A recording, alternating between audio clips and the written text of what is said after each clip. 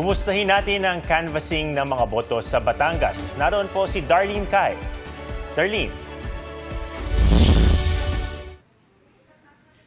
Ato manuang oras ay magre-reconvene uli yung Provincial Board of Canvassers dito sa Batangas. Sa ngayon, 100% nang nai-transmit yung mga election results sa lahat ng 2,569 precincts sa 34 na bayan ng Batangas. Ibig sabihin, maya-maya lang makakapagproklama na ng mga nanalo sa provincial government ng Batangas.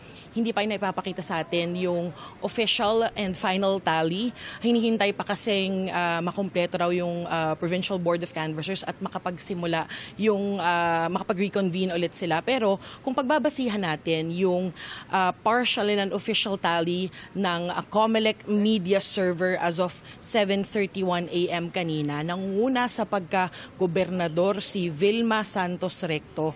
Sa Vice Governor naman, nangunguna si incumbent Governor Dodo Mandanas, at doon sa 6th District Representative ay nangunguna yung anak ni Vilma Santos Recto na si Ryan Christian Recto.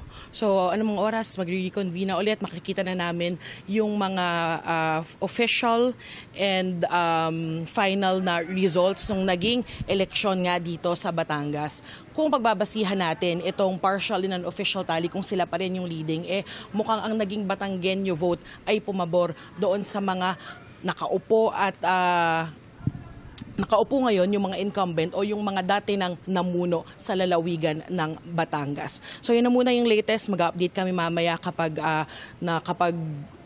flash na sila nung final and official tally at kapag nakapagproklama na ng mga nanalo nga dito sa lalawigan ng Batangas. Mula dito sa Batangas, ako po si Darlene Cai ng GMA Integrated News. Dapat totoo para sa eleksyon 2025.